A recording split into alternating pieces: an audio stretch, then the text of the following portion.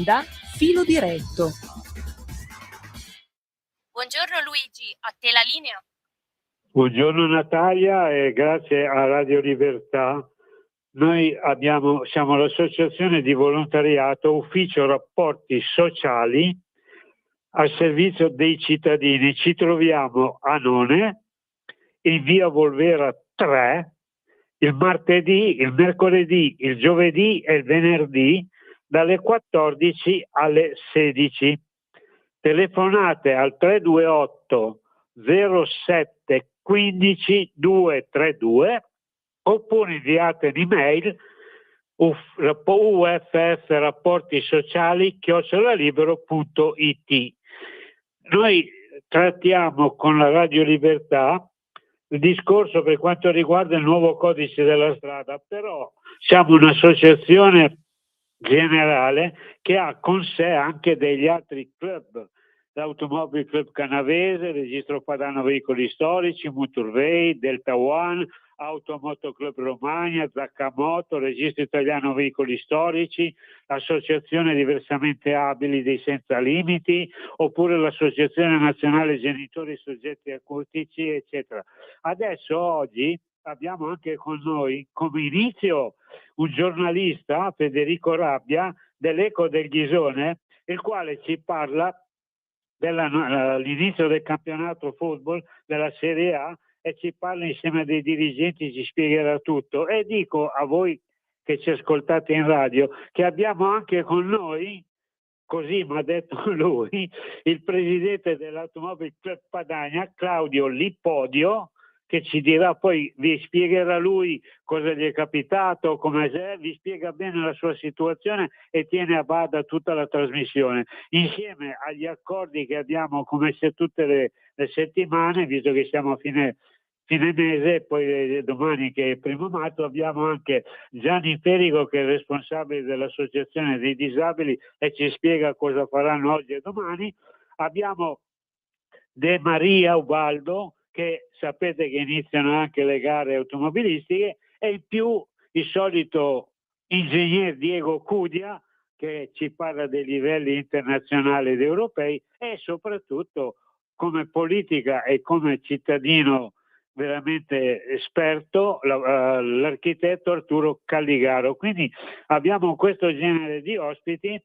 Vi chiedo scusa se io vi sto facendo perdere tempo perché noi trattiamo appunto argomenti anche che riguardano i patronati, i CAF, i servizi legali, insomma tutto quello che avete bisogno. Questa è la ragione per la quale grazie a questa radio possiamo parlare di tutto, con tutti, per tutto. Io adesso ringrazio, so che abbiamo all'inizio, anzi do un saluto, intanto chiedo scusa a Federico, do un saluto intanto al nostro Claudio per sapere che ci sta ascoltando, gli auguro un bel bacione come faccio sempre e mettiamo in collegamento subito Federico che dovrebbe essere in linea. Federico, sì. Ci sei? Sì, ciao Luigi, okay. Grazie per l'ospitalità e grazie a Radio Libertà e Filo Diretto. Sì, più che Filo Diretto, Radio Libertà è l'opportunità che gente come te, giornalista di un grande settimanale molto conosciuto, e poi parla di che cosa? Campionato italiano, non è che parla di una serie, cioè, vuoi spiegare di cosa si tratta e con chi devi poi chiedere chiarimenti ancora più importanti? A te la parola, vai tranquillo, dai. Sì, appunto, io collaboro per l'Eco del Chisone, che è il giornale di Pinerolo, e giornale storico di Pinerolo, e da 4 anni a questa parte seguiamo il campionato di football americano italiano, la massima divisione, l'IFL, l'Italian Football League. La seguiamo con gli occhi dei Giaguari Torino, che sono la nostra squadra di riferimento qua del territorio. Lo è diventata ancora di più perché praticamente questa è la 3ª stagione consecutiva, stasera inizia proprio il campionato. Giocano a Borgaretto, che è una frazione di Beinasco. Beinasco fa parte proprio del comprensorio, diciamo, territoriale dell'Eco del Chisone. Il campionato inizia questa sera con una sfida diciamo prestigiosa, perché i Giaguari Torino, che sono una squadra storica del campionato di football, tra l'altro hanno anche vinto un campionato ed erano andati in finale di Coppa Europa negli anni 90, giocano contro i Guelfi Firenze, che sono gli attuali campioni d'Italia in carica. Abbiamo in questo campionato ben 9 squadre, dovevano essere 10, ma poi gli Scorpions Varese all'ultimo hanno dato forfait. Io leggerei un attimino le squadre che insomma sono, diciamo, rappresentano quasi tutta la penisola italiana, soprattutto in piazze molto forti, e sono allora appunto i Giaguari Torino, i Guelfi Firenze, i Warriors Bologna, i Dolphins Ancona, le Aquile Ferrara, Rinos Milano, Lazio Marines, Fros Legnano e Panthers Parma. E l'altro anno, come era finito il campionato, è stato vinto appunto dai Guelfi Firenze in una finale che si è giocata, pensate voi, negli Stati Uniti. L'Italian Bowl è stato giocato negli Stati Uniti, nella città di Toledo, il 28 giugno, e i Guelfi Firenze hanno vinto per 49-14 contro i Dolphins Ancona. I Guelfi l'altro anno, la loro caratteristica è stata che avevano un attacco straripante, quasi una media di 50 punti a partita, e sostanzialmente hanno vinto tutte le partite partendo dalla regular season fino ad arrivare ai playoff, per poi andare ovviamente alla finale. Abbiamo in linea, per capire un po' le sensazioni di questa sera, si giocherà appunto all'impianto sportivo Totta di Borgaretti in via Fratelli Cervi a Beinasco. Si giocherà appunto Giaguari Torino, Guelfi Firenze, e per capire un po' meglio quali sono le sensazioni di questa partita abbiamo in contatto il dirigente sportivo, che è anche speaker dello stadio della partita, Paolo Paschetto, che saluto. Sì, buongiorno a tutti, buongiorno Federico. Ciao Paolo. Allora partiamo da questa considerazione. Qual è un po' la sensazione che si è respirata durante la settimana? Ricordiamo che lo staff tecnico dei Giaguari è stato praticamente confermato in toto, quindi se vuoi ricordarci l'allenatore, il coordinatore della difesa, chi sono, e raccontarci un po' le sensazioni che si sono vissute e il pronostico per stasera, se c'è un pronostico. Allora sì, un pronostico c'è sempre, poi bisogna vedere come va a finire. Sicuramente è una partitona, come si potrebbe dire, perché i Guelfi Firenze, che sono campioni in carica, l'altro anno hanno avuto una tabella di marcia, un ruolino di marcia incredibile, hanno segnato praticamente 50 punti a tutti gli avversari e hanno finito la stagione imbattuti, andando a vincere il Super Bowl a Toledo, nell'Ohio e negli Stati Uniti. E quindi sono sicuramente una squadra incredibile, molto forte, molto ben messa in campo, con individualità di spicco. Tra l'altro hanno confermato l'intero pacchetto di giocatori della passata stagione, ovviamente come ci insegnano tutti gli sport, squadra che vince non si cambia, e infatti i Guelfi non hanno cambiato. Hanno confermato gli stranieri l'anno scorso, è confermatissimo il quarterback, che invece è italiano ed è una delle rarità nel campionato nazionale, perché i quarterback sono generalmente di scuola straniera, ovvero americani. Il quarterback, lo ricordiamo, è il ruolo centrale perché è il regista della squadra, quello che sinistra tutti i palloni e tutti i giochi in attacco. I Giaguari dal loro schiereranno anche loro un italiano, Riccardo Duranti, che è al suo 4º anno ai Giaguari dopo aver militato in 3ª divisione.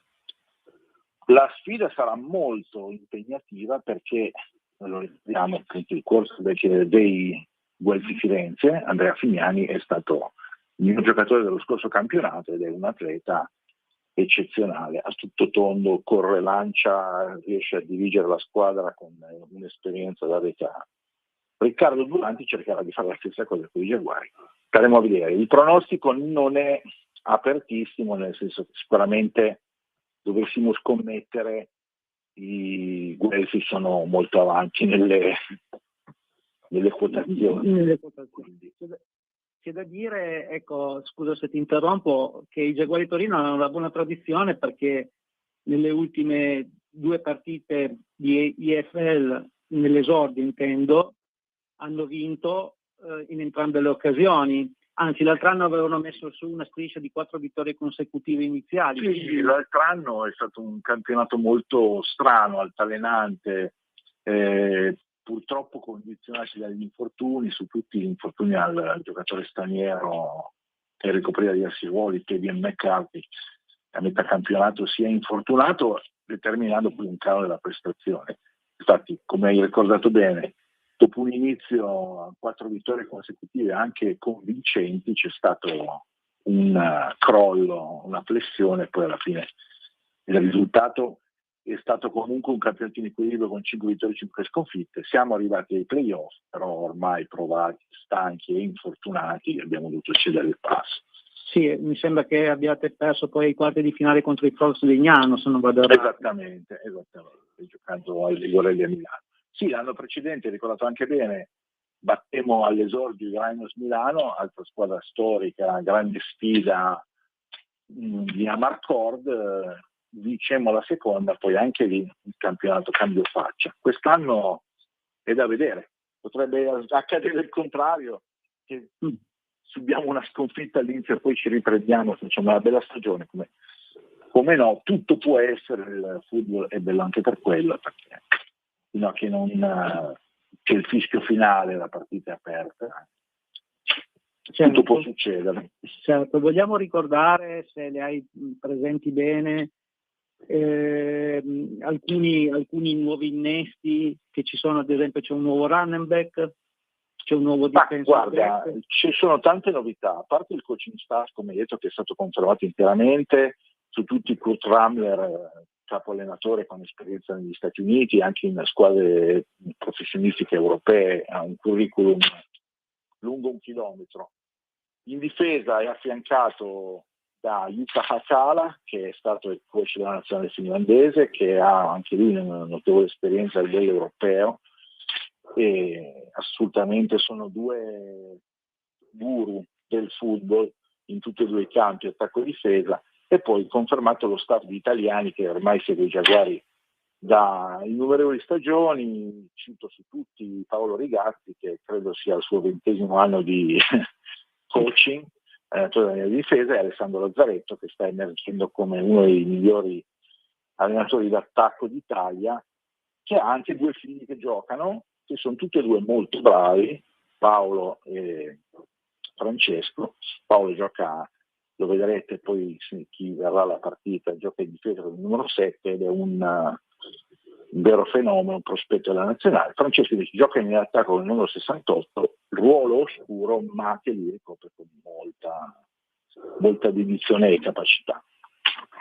Nuovi arrivi segnala appunto il cambio di tutti i giocatori di scuola straniera, perché è partito Lewandowski e il povero McCarthy a seguito dell'infortunio. Quest'anno si è puntato su un running back, Ethan Greenwood, e su un difensore che gioca anche ricevitore, Cameron Colangelo, che decisamente farà sentire la sua presenza in campo. Mentre invece per il delicato ruolo di quarterback, come abbiamo detto all'inizio, ci sarà Riccardo Duranti, giovanissimo, con esperienza in divisioni minori, ha anche giocato, è il suo 4º anno ai Giaguari, però dovrà dimostrare tutto il suo valore, ricordando anche che è stato convocato in nazionale, è il secondo dello stesso Fignani che andrà ad affrontare stasera. Ci sono anche altre 2 novità importanti, il ritorno di Piola, del Mura Piola, Gabriele Mura Piola, che è un ragazzo di origini italiane con nazionalità brasiliana, che può giocare col doppio passaporto come oriundo, ricevitore, che l'anno scorso ha fatto vedere ottime cose ed è atteso alle riconferme.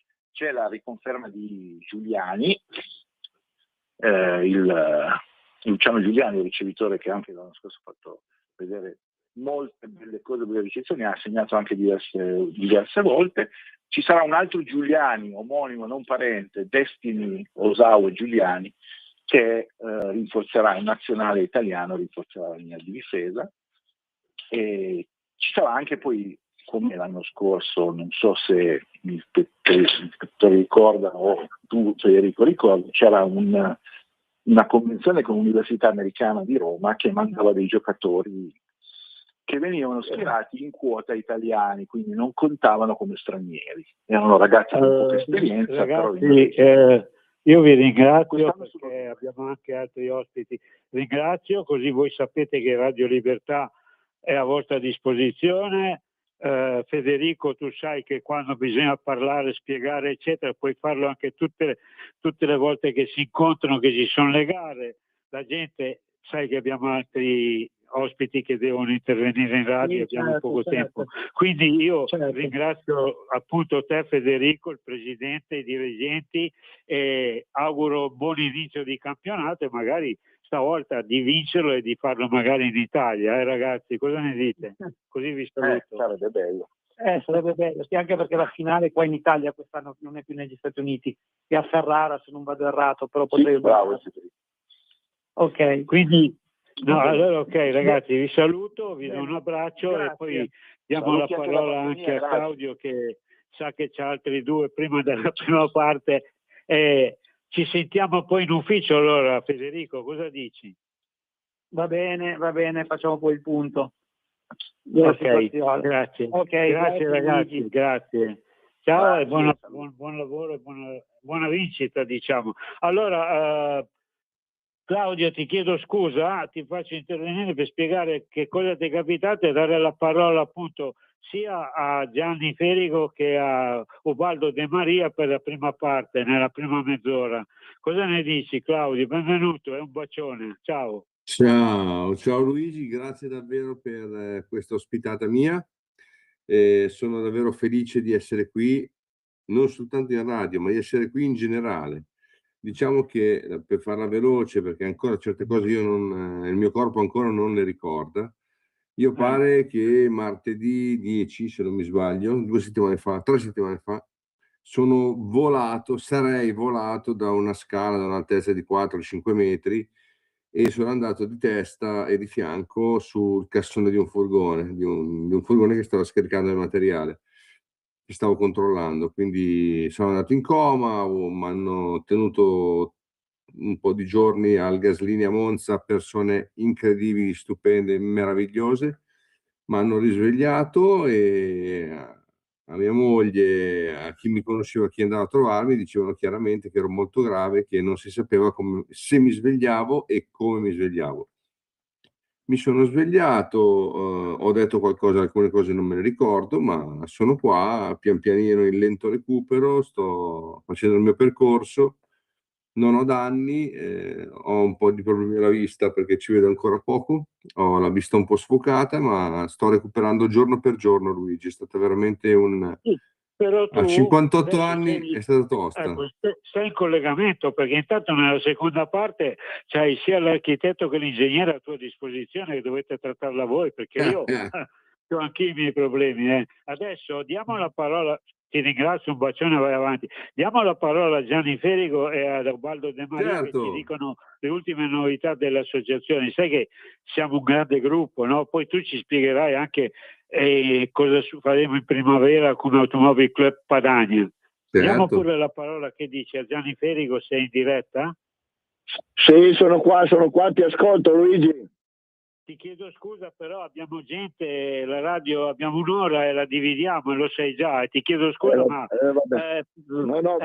tanto sono uscito adesso dalla piscina, Gianni, quindi io il sabato sono in piscina con i ragazzi. Purtroppo a queste cose, per me è un fratello, quindi come è successo per il nostro bambino succede anche a lui. Allora Gianni, che novità ci puoi dire di questa mattinata? 5-6 minuti, poi diamo la parola a Ubaldo. Ok, allora buongiorno a tutti, io sono Gianni, il responsabile della Senza Limiti. Volevo solo, Luigi, come questa radio ci dà l'opportunità di parlare un attimino dell'associazione, quindi l'associazione oggi, come oggi, stiamo facendo gli allenamenti in 3 piscine stamattina, però stamattina sono la squadra di calcetto a 7, sono andati a giocare a Orbassano il campionato, che c'è un campionato regionale che viene fatto tutti gli anni, e quindi noi l'anno scorso siamo arrivati primi, quest'anno non lo so, quindi comunque stiamo andando bene. Domani invece siamo con la squadra A di basket, il basket nostro che in pratica ci teniamo moltissimo. Domani vanno a giocare a Piacenza, domani mattina partono per le 9:30 alle 10 perché giocano alle 2 del pomeriggio a Piacenza, e quindi ci teniamo moltissimo anche anche lì, perché appunto domani partono con il pulmino e vanno giù a giocare a Piacenza. Poi volevo anche dire che ecco, domenica, che è 8 di marzo, partecipiamo alla camminata a Grugliasco che è attaccato a Torino, quindi ci sarà, per la festa della donna, ci sarà una camminata con tutte le persone che vogliono partecipare. Noi come associazione ci hanno invitato e parteciperemo con una ventina di persone pratica a questa camminata, che tutto il ricavato viene donato al centro tumori. Poi, visto che siamo sempre come associazione, allora io da quando è mancato mio figlio ho scritto un libro con tutte le cose, diciamo, di quello che ho fatto assieme a lui. Quindi il libro si può anche trovare su Amazon e prenderlo. In pratica Maurizio, una storia di un padre e della sua famiglia. Cioè, in pratica questo libro spiega un po' tutte le cose, diciamo, di quello che ho fatto e di quello che si può fare con le famiglie che hanno dei ragazzi o delle ragazze con dei problemi. Quindi qui dentro nel libro, chi lo vuole, diciamo, prendere, su Amazon si può trovare, basta solo digitare Maurizio, una storia di un padre e la sua famiglia. Quindi Luigi, io ti devo ringraziare tantissimo perché con tutti i sabati che tu in pratica ci dai questo spazio, anzi insieme alla radio di Milano, che in pratica ci dà questi spazi, in pratica io cerco di spiegare cosa stiamo facendo con la nostra associazione. Va bene, non ti preoccupare Gianni, tanto fai parte anche tu della famiglia, chi viene in questa radio è una famiglia unica, quindi poi parli di gente che ha dei problemi e come li risolve, dai. Ti ringrazio, poi ci sentiamo sabato prossimo, dai. Va bene, io intanto ti ringrazio e diciamo spero diciamo che riusciamo sempre a dare qualcosa alle persone che hanno, diciamo, bisogno di una mano. Ok, ciao Luigi, ringrazio tutti quelli della radio e quindi grazie mille, grazie. Radio Libertà, ok. Allora Lipodio, diamo lo spazio alla pubblicità e poi facciamo il primo intervento a De Maria che ci spiega cosa sta facendo e poi te la vedi con i tuoi due amici fino alla fine. Diamo lo spazio alla regia. Va benissimo, siamo pronti. Come sempre. Grazie. In quanti ti promettono trasparenza, ma alla fine ti ritrovi sempre con la bocca chiusa e non puoi dire quello che pensi. Radio Libertà non ha filtri né censure, ascolta la gente e parla come la gente. Lo amiamo perché ci offre sempre le cose più buone e naturali. Linea Alberto Acerbis! Cari amici di Radio Libertà, cari ascoltatori, buongiorno. Io sono Gaia Acerbis e devo dirvi la verità, devo dirvi che io quest'oggi sono un po' emozionata perché è il mio primo e vero collegamento. Il mio papà Alberto, che molti di voi sono sicura già conosceranno, mi ha detto: Gaia, mi raccomando, fai una bella offerta ai nostri amici di Radio Libertà. Quindi scusatemi in anticipo se non sarò brava come lui, però ci provo e vi parlo del nostro olio Acerbis. Olio Acerbis è un olio extravergine di oliva 100% italiano da olive italiane, certificate all'origine, estratto a freddo. E pensate che proprio in questi giorni stiamo imbottigliando come ogni mattina sulle sponde del lago di Garda l'olio nuovo. E la mia offerta per voi questa mattina è proprio questa: olio nuovo al prezzo vecchio. 6 bottiglie da 1 litro, 84 euro con trasporto gratuito in tutta Italia. Ricordo che olio Acerbis, oltre a far bene alla salute, è un olio che non copre i piatti ma li accompagna e vi fa riscoprire i sapori semplici di una volta. Per ordinare potete chiamare il numero 030 68 40 408 oppure andare sul nostro sito www.olioacerbis.it. www.olioacerbis.com. Mi raccomando amici, approfittatene finché c'è disponibilità e ricordatevi sempre che l'olio buono è un nutraceutico a metà tra un condimento e un medicinale. Io vi ringrazio, ordinate, dite ho ascoltato Gaia su Radio Libertà, così mi fate fare anche una bella figura a casa e questo non guasta mai. Io vi abbraccio, una buona giornata, viva l'Italia, viva le cose buone. Di nuovo a te la linea, Luigi. Grazie Natalia. Allora, Ubaldo, grazie per essere in linea. Adesso hai sentito il suo presidente cosa ha avuto e quindi hai capito che siamo in un momento un po' particolare e l'Ipodio ti ascolta. Puoi spiegarmi cosa stai facendo e cosa c'è oggi o domani di intervento e poi diamo la parola agli altri due. Ubaldo, ci sei? Sì, ci sono, buongiorno a tutti. Un bacione, grande ciao Ubaldo, Luigi. vai. Vai. Ti dirò che per quanto ne so io, oggi e domani non c'è, a parte la MotoGP, o meglio le gare del motomondiale in Thailandia, di cui abbiamo, almeno io personalmente e che penso tanti ascoltatori avranno visto la diretta della moto sprint, della gara sprint alle 9 di stamattina su TV8. Per quanto riguarda la nostra regione, devo dire non ho notizie di raduni o di incontri particolari, se non che ho scoperto da poco, devo dire la verità, che alla domenica mattina praticamente in Corso Stati Uniti tutte le domeniche mattine c'è una specie di ritrovo di macchine d'epoca e di macchine sportive tipo particolari, Porsche, Ferrari o cose del genere. E questa è stata una novità anche per me, che mi ripropongo di andare a vedere alla prima occasione, magari già domani, per poi potervi raccontare qualcosa di più specifico. A breve il calendario non ce l'ho dietro, però gare di rally mi pare andiamo comunque nel mese di marzo, vi racconterò meglio la prossima settimana, mi preparerò un po' di più. Diciamo che al momento non ho nulla di nuovo proprio da raccontarvi. Luigi, direi che non so cos'altro dire, chiedo scusa, purtroppo è così.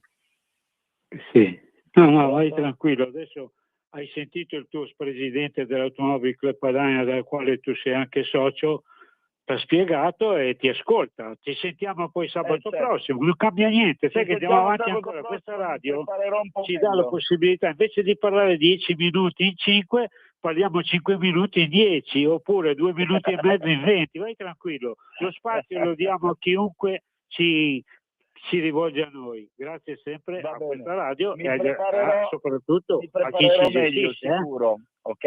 Vai. Grazie, bello, buona domenica a tutti. Ciao, bello, ci sentiamo sabato prossimo, vai.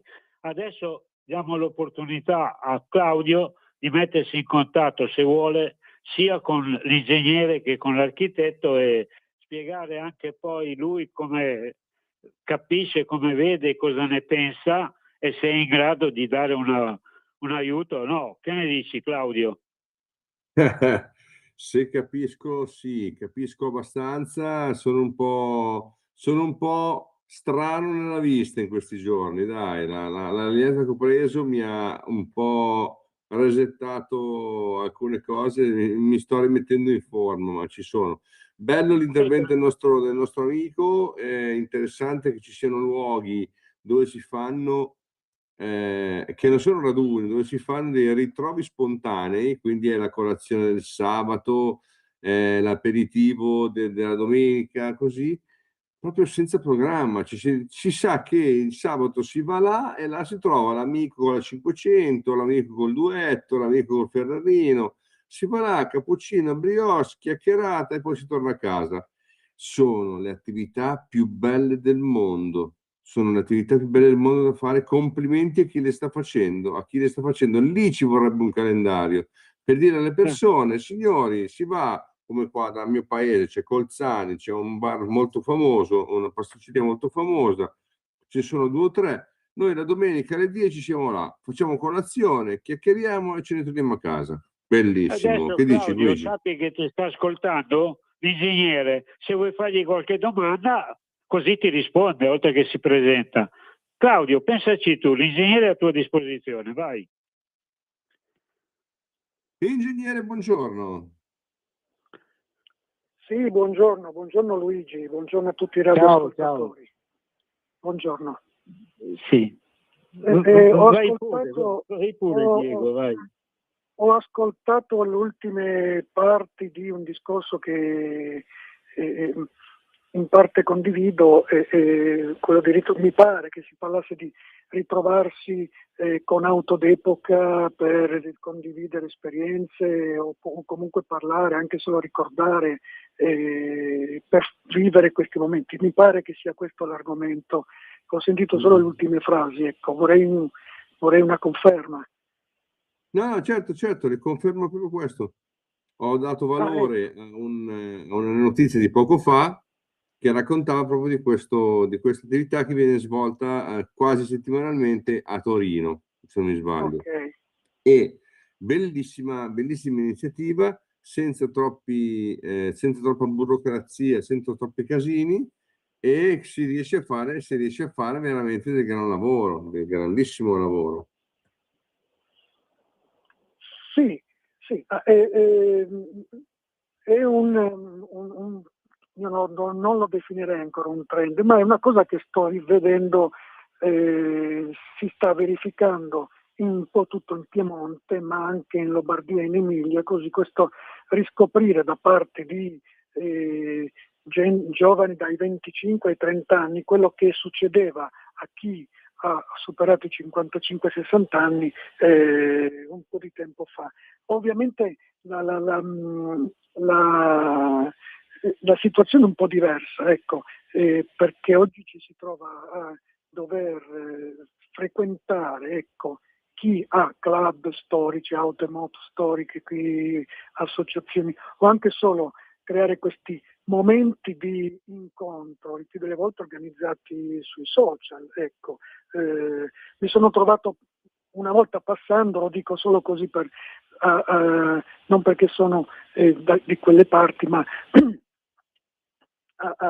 a sud di Torino da un po' di anni esiste un polo di attrazione di queste cose che si chiama Mondo Juve, che è un grande ipermercato creato dal club juventino, con dentro dei negozi, dei grandi trend, grandi marchi, ecco. E poi sul piazzale spesso e volentieri si formano dei gruppi da giovani che customizzano le auto a anche chi invece ha vuole fare degli incontri con le auto e moto d'epoca, un po' così, ecco.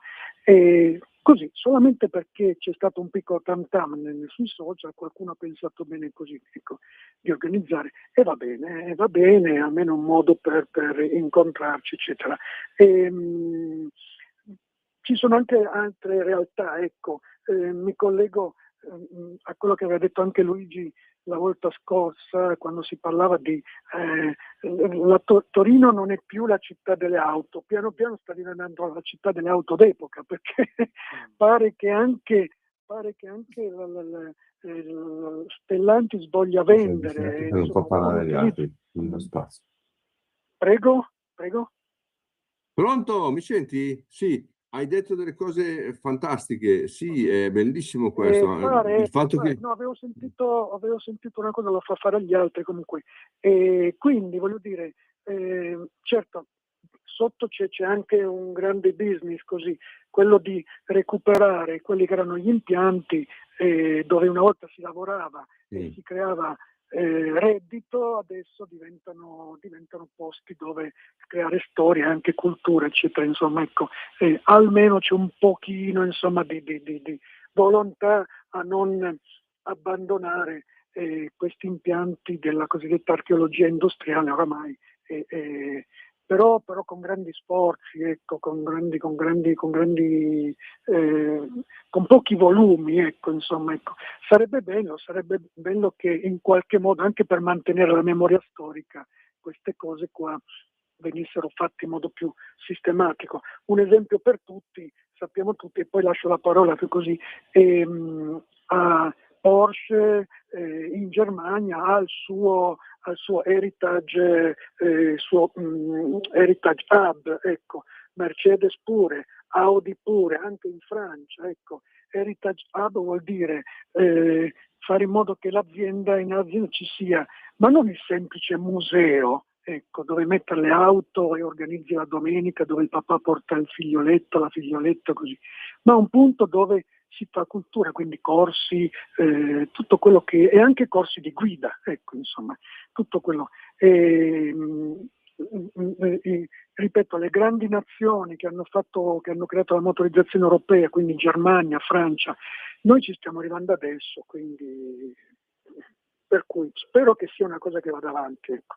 Mi pare che sia questo l'argomento Prego. L'argomento è sacrosanto, bellissimo che hai toccato i tasti giusti. Ti faccio solo 2 esempi velocissimi, proprio per dirti quanto purtroppo noi siamo succubi e lontani dalla realtà vera possibile. Lì a Torino avete dei musei meravigliosi che parlano della storia dell'automobile, penso al Lingotto, penso a alcuni ex aree industriali che ormai diventano centri commerciali o quasi niente addirittura.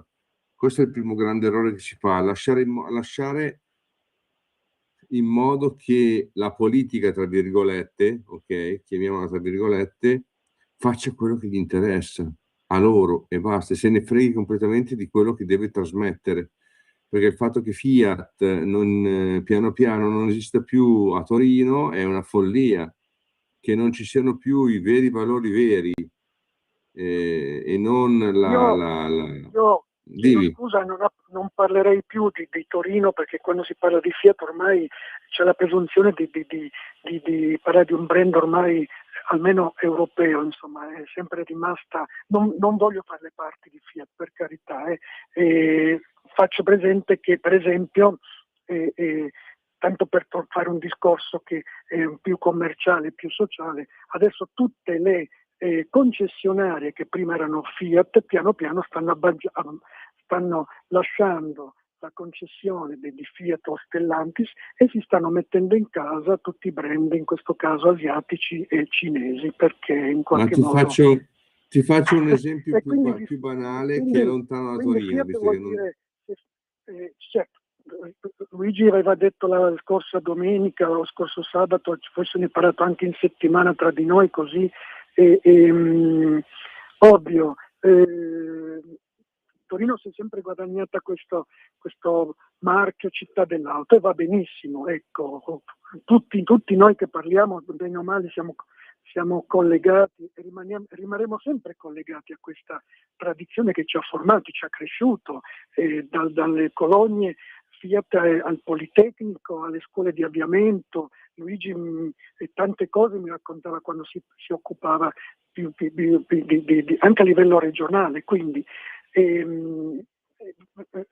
anche il fatto che comunque c'è l'influenza. Io cercavo sempre di portare fuori da Torino il marchio Fiat, eccetera, perché se no dice ma tu sei di Torino, io sono nato e cresciuto, ho fatto il Politecnico, l'università, il master in Piemonte, però quando giro poi anche solo a Parigi o in Spagna, qualcuno dicono sempre Torino era così, adesso si guarda l'America, si guarda all'Africa, tutte queste cose. Certo, e poi concludo il concetto, tanto il fatto di aver venduto le grandi aziende dell'area Piemonte, dell'area Fiat, vedi Iveco, che è un grandissimo brand che ormai non è più Fiat, è indiano, e la dice lunga. È tutto detto, questo lascio la parola al mio interlocutore. Iveco è indiana e quindi tutto vuol dire che per un'azienda che entra in un'altra, come se io entrassi a casa oppure entrassi in questa radio qui e cominci a dire sono il nuovo direttore commerciale e si fa quello che dico io e si aumenta la pubblicità, quello non parla e quello parla. Prego, era quello forse che volevo dire. Pronto Luigi, forse sta parlando? Prima di dare l'intervento ad Arturo, che certo, la risposta te la do io. Sai cosa si dice? Addio alla città fabbrica dopo 87 anni di Mirafiori. Cosa comporta la fine del modello Torino e qual è il futuro? Questo è l'argomento, caro Diego, che mi devi trattare sabato prossimo insieme sia ad Arturo che insieme a Claudio, perché questo è l'argomento base della città dove noi viviamo. Ecco, con questo ti ho risposto e c'è la base da discutere e preparare per la prossima settimana. Quindi adesso salutiamo e diamo la parola all'architetto che c'ha altre cose oltre che quelle classiche, che quelle politiche di quello che sta succedendo. Grazie. Senza meno. Ringrazio i radioascoltatori che pazientemente ci hanno ascoltato e un augurio e un abbraccio a Luigi e un saluto a tutti quanti. Alla prossima. Arrivederci. Ciao. Alla prossima. Allora, Claudio, a te l'architetto e divertitevi fino alla fine, andate tranquilli. Ciao Claudio. Architetto, buongiorno. Ciao. Che piacere sentirti, il più bel regalo è quello di averti di nuovo in trasmissione, ci hai fatto preoccupare. Fortunatamente c'era tua moglie che ci dava notizie, ci teneva aggiornati e quindi abbiamo preso i tuoi, con sommo piacere i tuoi progressi, però c'è stato un momento dove eravamo molto preoccupati, quindi questo di oggi è un regalo a noi, alla radio e penso agli ascoltatori. Anch'io ero uno di quelli preoccupati perché non capivo che cacchio stava succedendo, però diciamo, ci ho messo un po', adesso sono qua, cerco ancora di fare la quadra, ma perlomeno sono vivo, sano, più o meno e sto bene, dai, sto bene. Ho un po' di botte, ma tutto ok. La cosa più importante è questa, perché per il nostro gruppo questo fine anno, inizio anno è stato abbastanza funesto e grave, col tuo incidente, poi con la dipartita di Ida anche. Siamo rimasti, sono quelle cose, quei colpi che nella vita, sai, lasciano segno. Per fortuna tu ti sei ripreso e sei qua con noi a condividere le tue esperienze e quindi questa è la cosa più bella. Sono avventure che non ti aspetti, arrivano, passano e a me è arrivata che non me l'aspettavo, mi ha lasciato il cingolato sulla schiena per un po', mi ha lasciato 3 settimane in ospedale. Sono rimasto 2 settimane in ospedale, 1 settimana a casa, praticamente quasi come in ospedale, perché non posso fare quasi niente, però sono qua, ve la sto raccontando, quindi va bene, insomma, dai. La storia è lunga, certo. In parte devo ancora capirla, devo ancora ricordarmela, perché non ricordo alcune cose di quel giorno, ma piano ci arrivo. Sei giovane, hai tempo per recuperare. Tu sei giovane, quindi queste cose si assorbono meglio, quindi non ci pensare, pensa solo a rimetterti al 100%. No, io volevo intervenire e dire 2 parole, poi ci prepareremo per la prossima trasmissione, su quello che diceva Diego su Torino e sul concetto di politiche industriali basate sull'automobile, che sono ovviamente, come diciamo sempre noi, sono sempre condizionate dall'ideologia, anche in questo settore. Oltre all'ideologia, per Torino si sovrappone gli interessi di una holding, chiamiamola così, una gestione che non ha nessun interesse a cercare di sviluppare un mondo industriale. Mentre prima la competizione internazionale avveniva non su sistemi industriali che sono diventati obsoleti, su sistemi territoriali. Quindi Torino e la provincia era un sistema territoriale dove all'interno, come esiste nella Ruhr e in altri posti, che riusciva a reggere la competenza, la competizione internazionale. Quindi sai, in un distretto dove si fa dalla candela al pistone, e si studia magari l'olio ideale senza fare tanta strada e senza avere bisogno di interpreti della lingua, e quindi si gestiva a livello territoriale un comparto, era facile fare competizione, come poi l'hanno capito gli Olivetti, Ferrero, no? Che hanno coinvolto i territori e le persone che lavoravano in qualche modo molto profondamente nella vita della fabbrica. Invece questa dirigenza pensa solo da Romiti in poi a essere una holding finanziaria e non industriale. E chi ne ha fatto le spese è stata la città di Torino, con una classe dirigente politica che è stata sempre succube alle disposizioni. Tu guarda ad esempio il piano regolatore di Torino, no? Tu vedi che adesso si cerca di forzare a trasformare le aree industriali, come dicevi giustamente tu, in centri commerciali. Il Lingotto, la fabbrica storica, è diventato un centro commerciale, no? Per cui subentra, anziché la produzione e il tornaconto di un imprenditore sulla produzione, diventa solo semplice speculazione edilizia e speculazione territoriale, no? Quindi la classe politica non ha mai reagito a questa, perché bastava imporre dei vincoli e dei limiti, dire tu vuoi rilocalizzare, va bene, quei territori lì che magari hai comprato negli anni scorsi, magari anche agevolati da degli espropri, perché io ricordo che una parte la parte espositiva del Lingotto, ad esempio, è su aree delle ferrovie dello Stato, e le aree delle ferrovie dello Stato sono state espropriate alla comunità per realizzare quelle opere lì. Adesso tu non le puoi gestire come tu e farci una speculazione edilizia. Sarebbe stato in qualche modo da mettere dei puntini sugli i e limitare il potere della speculazione edilizia. Però purtroppo, e l'abbiamo visto, ma questa è anche la colpa dei torinesi, che hanno votato per anni una classe politica e una classe dirigente che faceva in parte gli interessi dei cittadini, ma molto anche gli interessi dei poteri forti.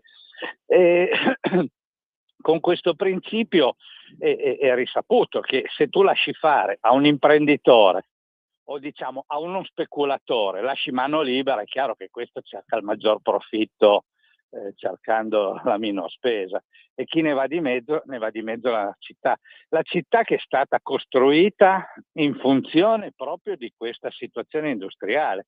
Tu conosci bene Torino, noi abbiamo solo una linea di metropolitana, ma perché la metropolitana si è iniziata solamente quando c'è stato il benvolere negli anni 80 e 90, poi realizzata solo in occasione delle Olimpiadi, solo quando qualcuno è stato d'accordo. Noi abbiamo un sistema ferroviario molto articolato, ma molte linee ferroviarie nel nostro Piemonte sono chiuse perché si è preferito il trasporto su pullman anziché quello su ferro, ed è stato perso ad esempio il patrimonio di questa rete capillare di ferrovie secondarie che avevamo, mentre in altri paesi questo è stato valorizzato, perché si è ragionato sempre in questa logica di sottomissione, chiamiamola così, ai poteri forti. I cittadini hanno continuato a votare questa classe dirigente, quindi a Torino molta responsabilità è anche dei cittadini, ed è questo che noi denunciamo. Le ideologie politiche che hanno massacrato le realtà industriali europee, non solo Torino ma in tutta Italia, perché il problema di Torino ce l'ha avuto Melfi, ce l'ha avuto Termini Imerese, in parte ce l'ha adesso Termoli, e lo vediamo in altre parti d'Italia, no? E per cui non c'è stata una visione politica, di un indirizzo politico che potesse in qualche modo, non dico invertire, perché con la politica non puoi invertire le leggi di mercato, ma almeno limitarne i danni e soprattutto tutelare i cittadini. Io la penso così, Claudio, in risposta un po' a quello che diceva Luigi e quello che diceva Diego, che saluto. È un po' quello che ripeti tutte le volte anche tu, no? Che le politiche fatte, calate dall'alto, senza un riscontro di mercato, sono politiche socialiste, per cui alla fine portano danno. Sì, ma io si penso al... Provate a pensare, anni 90, 2000, non mi ricordo che periodo era, ma lo potrei andare a trovare perché i documenti originali ce li ho. Con una società stavamo costituendo la possibilità di rilevare una parte dell'Alfa Romeo, della vecchia Alfa Romeo di Arese, per farne museo e qualcosa di non demolito, e soprattutto abbiamo lavorato 3 anni per recuperare, siamo stati noi a far fermare la demolizione della pista Alfa Romeo, che la volevano tirare al suolo assieme al vecchio deposito di auto che era pieno di amianto. Lo hanno fermato, hanno accettato quello che era il nostro progetto di riqualificazione, quindi noi quella pista volevamo fare un corso di guida sicura, guida sportiva, fare un sacco di attività insieme a loro. Di colpo ci hanno tirato, io mi sono ritrovato l'impronta di una scarpa dietro la schiena, mettiamola così in modo elegante, Non mi hanno più chiamato, non mi hanno più detto niente, non hanno più fatto niente, non mi hanno più fatto sapere niente come associazioni, come gruppi, come aziende possibili, come investitori, come persone che potevano fare qualcosa là, e di colpo chi ci è andato lì a fare esattamente quello che noi abbiamo progettato per anni? Sempre gli stessi. Adesso andate a vedere chi è il padrone, chi è il proprietario, il padrone anzi, della pista di prova, della vecchia pista di prova dell'Alfa Romeo.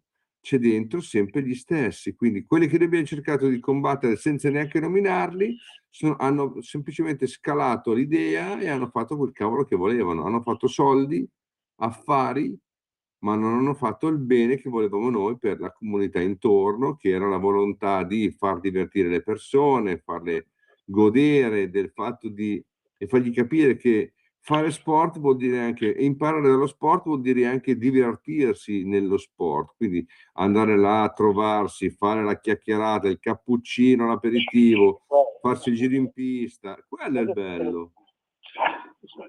Oh no, Arturo? Sì, hai perfettamente ragione, no? Le logiche poi si scontrano con gli interessi, no? Con gli interessi forti e purtroppo non c'è una classe politica sufficientemente determinata e che soprattutto ci crede in queste cose, che possa condizionare con delle norme, anche solo con i piani regolatori, perché se tu metti un vincolo, come è stato fatto ad esempio in questo caso a favore dell'industria, ma sul lingotto, no, di mantenere la struttura perché è archeologia industriale e quant'altro, allora puoi condizionare anche la progettazione e le scelte da piano regolatore. Ma se tu non hai la logica di mantenere alcuni patrimoni storici e tra questi sono appunto sia i fabbricati che quello che ricordava prima anche Diego delle auto storiche, se tu non hai la sensibilità di tutela di queste realtà, è chiaro che non le può avere il singolo cittadino o la singola associazione, che magari è vista come intralcio da chi ha ben altri progetti e altre finalità. Lo vediamo anche come ACP, no? Quando critichiamo le altre grosse associazioni che dovrebbero difendere i cittadini, come non si sia preso in considerazione le nostre istanze, a volte di buon senso, restino lettera morta. Assolutamente restano lettera morta fino a sabato prossimo, dove ne riparleremo. Promesso, Arturo? Senz'altro, io sono qua presente, come si diceva una volta. Okay, per adesso io saluto, auguro una buona giornata agli ascoltatori, una buona domenica, un ringraziamento alla radio e un abbraccio a voi tutti, in particolar modo in questo momento a te, Claudio. Io con Luigi ci vediamo in settimana e buona giornata a tutti. Grazie Arturo, grazie a tutti gli ospiti. Luigi, ci sei? Sì, io ti ringrazio, sono contento, vedi che hai parlato, quindi sai cosa dici, la gente ha capito cosa dici, quindi non crearti problemi. Sei come prima, anzi meglio, perché adesso hai paura che ti succeda qualcosa che non ti puoi rimettere a pari e hai cercato di rientrare. Sei ancora migliorato, vai tranquillo, Claudio. Possiamo salutare, siamo già arrivati anche alla fine pure. Quando Quindi, pensiamo Claudio, di aver fatto un'esperienza ne arriva un'altra, è pazzesco, ma siamo qua. No. Ok, allora Claudio, io ti saluto, poi ci sentiamo sabato prossimo, che siamo già a marzo, nella primavera, e quindi cambiano anche le cose, e nello stesso tempo vuoi salutare, così io finisco e do l'indirizzo? Io voglio dare un abbraccio veramente forte a tutti, a tutte le persone che mi hanno aiutato con i vari modi, penso all'Umanitaria Padana, con ORQI, con i metodi di coerenza, con la preghiera, con tutti i modi possibili e immaginabili. Beh, io sono qua, anche grazie a voi. Quindi grazie a tutti voi che ci state ascoltando, che avete fatto qualcosa per noi, per me personalmente.